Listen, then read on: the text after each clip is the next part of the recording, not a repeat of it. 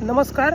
आत्ता उन्हाळ्याची दुपार आहे आणि मी मुळशी तालुक्यामध्ये आहे आणि माझ्या मागे हा मुकाईवाडीचा घाट आहे. तर गाडीने जाता आता मला हे फळ दिसलं. मागच्या वेळेस आपण जी तोरणं बघितली तसंच मी आता तुम्हाला हे फळ दाखवतो आहे. या फळाचं नाव शिवन आहे.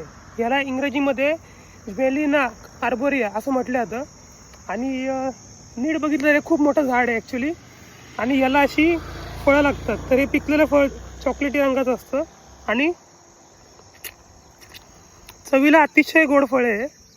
तुम्हाला याचा वापर सांगतो. हे जे फळ आहे ह्याने केसांची ग्रोथ होण्यासाठी खूप मदत होते. म्हणजे हे फळ खाल्ल्यामुळे तुमच्या डोक्यावरती केस उगवण्यास मदत होते. दुसरी गोष्ट म्हणजे ह्याचे जे मुळं असतात झाडांची तर त्याचा वापर हा दशमूळ अरिष्टामध्ये केला जातो. तर दशमूळ अरिष्ट म्हणजे काय तर ते एक आयुर्वेदिक औषध आहे जे शक्तिवर्धक आहे आणि स्त्रियांमध्ये गर्भाशयाचे विकार असतील तर त्यासाठी उपयोगी आहे. आणि त्याचा एक घटक ह्याचं मूळ आहे. तर असं हे शिवन आहे आणि हे आपल्या मुळशी तालुक्याच्या रस्त्याच्या बाजूलाच आलेलं आहे. लोकांना याबद्दल बहुतेक काही माहीत नसल्यामुळे इथं कचरा वगैरे पण टाकलेला दिसतोय खाली. आता ह्याचा पाल्याचा वापर सांगतो तुम्हाला मी. तर हा असा दिसतो शिवनचा पाला आणि त्याच्यामध्ये आर्बोरियल नावाचा एक घटक आहे. त्याचा वापर हा अँटी इन्फ्लॅमेटरी म्हणून केला जातो. म्हणजेच की सांधेदुखीमध्ये त्याचा पाला खूप उपयोगी आहे.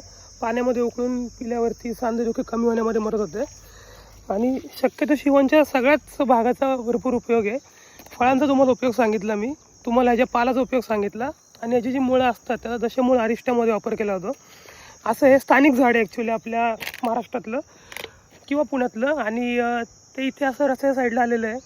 ॲक्च्युली असं कचरा बघून खूप वाईट वाटतं. इकडे दारूच्या बाटल्या पण पडलेल्या आहेत खाली.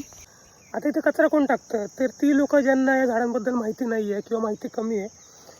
तर आपली जबाबदारी आहे की आपण फिरता फिरता का होईना या अशा वनस्पतींची माहिती घेतली पाहिजे. आणि किती रँडमली आलं बघा ना, असं रस्त्याच्या बाजूला झालं एकदम आणि किती जास्त याचा वापर केला जातो.